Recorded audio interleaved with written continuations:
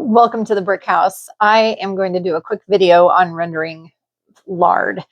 We just recently got our beef back from the processor, and I got a whole bunch of beef trimmings that I was making some tallow with.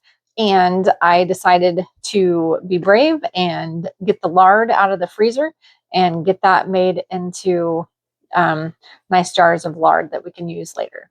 So I had been nervous about it, and I had a couple bags. In fact, here's one of the bags that I had in the freezer. It's about, I would say, 10 pounds of lard here that's been all cubed up. I had asked the processor to do that for me. In fact, it was the same processor that did this as did our beef fat, and our beef fat came back looking like little Cheetos. They must have gotten a new process or grinder or something, or maybe they just use a different grinder with their beef fat than they do with their lard. But this is more chunky, and I got it out this morning and thought I was going to be able to cut it up with like the knife, get into it, and it did not want to chop up. So I've just been patiently waiting for it to thaw, and it's at that point. So here is a jar of the beef tallow that I made, and the reason that it's yellow is because it was a grass-fed cow, number one. Number two, it may have had some Jersey in its lineage. It was a crossbreed. And then number three, she actually did something. It was like, it's considered a no-no. And she still was nursing occasionally, like she was an opportunity nurser. When she saw our milk cow, Maggie, letting her calves nurse, she would just kind of get in there and take her little sip as well. So those are our hypotheses on why this is yellow and not white. And then I guess there's another reason, a fourth reason, and that is she was a slightly older cow. She was about 2.5 years old, but that may not play into it as much as the other three. So, and she was a well-loved cow. We loved her. She was wonderful. She was my son's 4-H cow, and actually she was a heifer. The reason we would have kept her if she was able to breed, but she wasn't. So she had a nice long life for being a sterile cow or heifer, excuse me. And anyway, we're doing the best we can, using all the parts of the animal. And then, so back to the pigs. All right, so I've got this big, a couple big bags of lard, and I'm trying to render it. So here on the stove, I've got it started, and it, for some reason, is taking so much longer than the tallow. I don't know if that's normal or not. So, but I'll show you. I've got it started here. There was another lady online that I was looking at, and she was making lard or tallow, and her big secret, which I think is an important point, is she would just start with a tiny bit of lard in the bottom, and she would watch it carefully while it was melting, and do it on low. So I have an electric stove, and it's on like 2.5, and I've been just carefully watching it and stirring it and making sure that it doesn't burn, because once it burns, it gives kind of a meaty flavor to the lard and the tallow, whichever you're doing. So anyway, I'm stirring this and stirring this, and then once this has all melted, basically that's what you're doing, is you're melting the fat. And so once that's all melted, I'm going to start adding more to it, and then I won't have to worry as much about it scorching on the bottom of the pan. So I've got my I'm sure people have other ways of doing this, but I have this Dutch oven, and I feel like it does a good job of having an even temperature all over. And I definitely didn't want to use any of my thinner pans, and so it's going to slowly and steadily melt these little pieces of lard until they are liquefied, and then I will start adding more. One other thing that I did that I didn't see anybody else do. Everybody's like, be careful when you're cutting up your lard pieces because it's slick. You could cut yourself really easily. So I actually was using scissors. So I got my scissors out and I was cutting these chunks now that they're not, and my hands are clean, by the way. I have clean hands. So,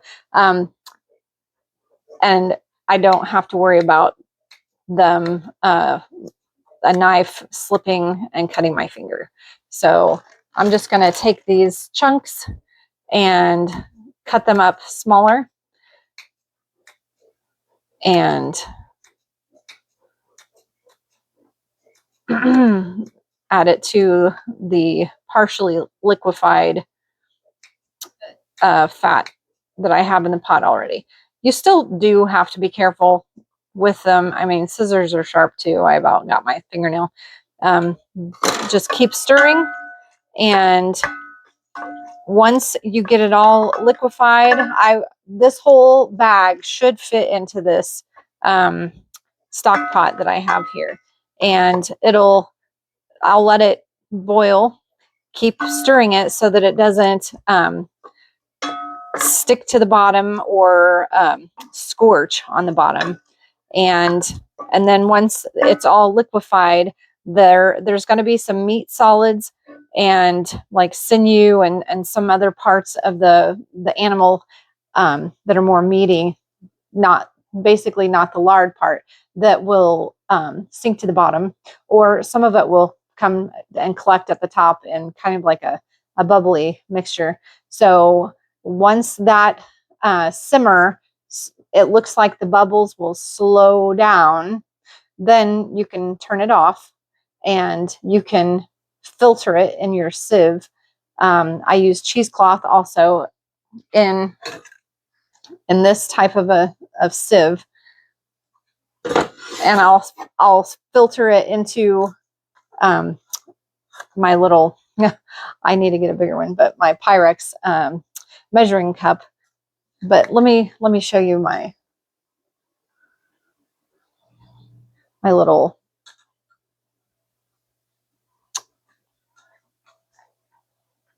cheesecloth here.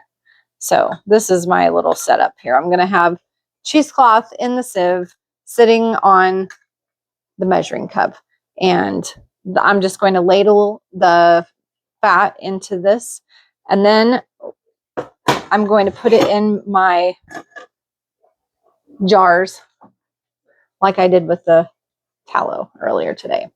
So, and then the lard, I do know that the lard will come out nice and white as opposed to my yellow beef tallow. So I'll have to do another video about the beef tallow, because I'm telling you, it looked like cheese puffs, just the little cheese things. And I was hopeful that it would turn out white, but it did not.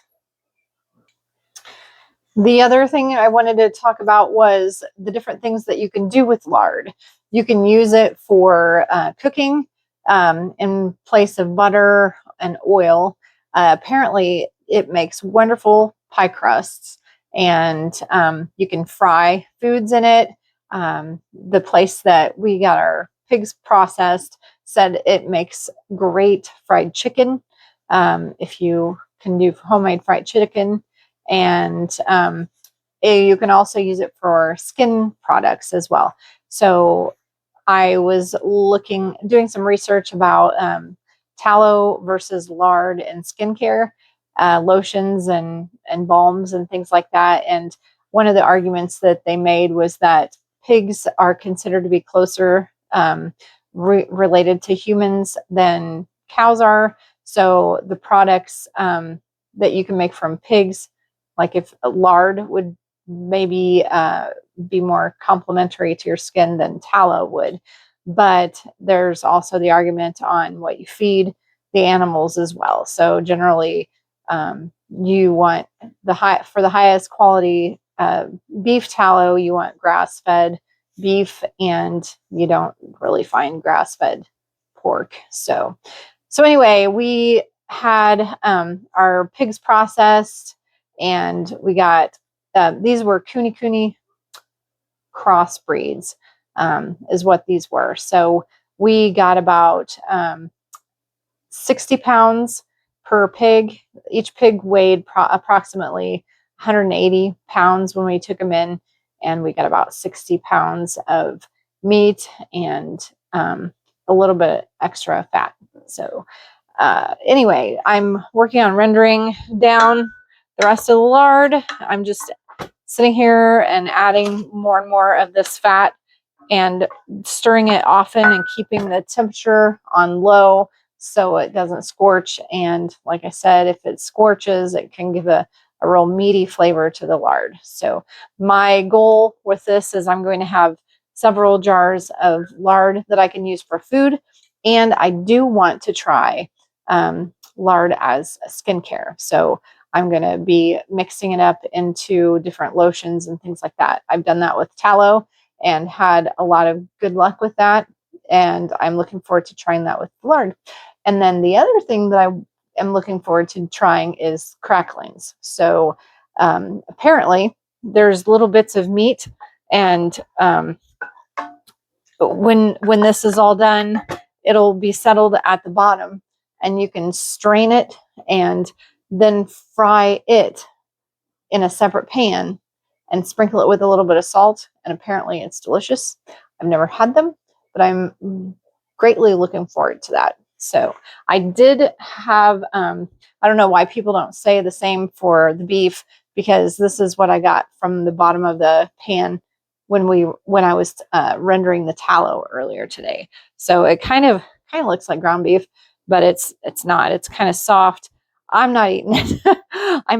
I'm going to give it to our dogs and add it to their food. And so they will be super happy tonight at dinner time.